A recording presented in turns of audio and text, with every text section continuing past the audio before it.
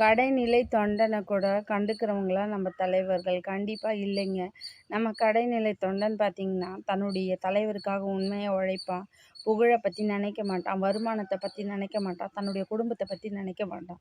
ஆனா, அப்படிப்பட்ட தொண்டன இன்னைக்கு தலைவர்கள் கண்ணெடுத்து பார்க்குறாங்களா? ஊழல், லஞ்சம், அதிகாரம், ஆட்சி இதுக்காக என்ன வேணாலும் செய்யறதுக்கு தயாரா இருக்காங்க. ஒண்ணே ஒண்ணு தெரிஞ்சுக்கோங்க, உங்களுடைய சந்தோஷத்தில் கை வைக்க கடவுளுக்கு கொஞ்ச நேரம் ஆகாதுங்க. நம்மளுடைய பிள்ளைகள் இல்லாம போயிடுவாங்க. தம்முடைய உலக வாழ்க்கைய கூட வெளியில கொண்டு வர முடியாம அசிங்கப்பட்டு, அவமானப்பட்டு இறந்து போறவங்க நெறைய பேர் இருக்காங்க. கடவுள அவ்வளோ சர்வசாதாரணமா நினைக்காதீங்க. நீங்க மக்களுக்கும், இயற்கைக்கும் எவ்வளோ எதிரா நடந்துக்கிறீங்களோ, அவ்வளோ பாதிப்பு உங்க குடும்பத்தில ஏற்படும். தயவு செய்து இந்த ஆட்சிக்கும், அதிகாரத்துக்கும் என்னைக்கும் துணை போவாதீங்க. நீதிக்கும், தர்மத்துக்குமே துணை போங்க. அப்பதான் உங்களுடைய வாழ்க்கை நல்லாயிருக்கும். உங்க குடும்பத்திலயும் சந்தோஷம் நிறைஞ்சு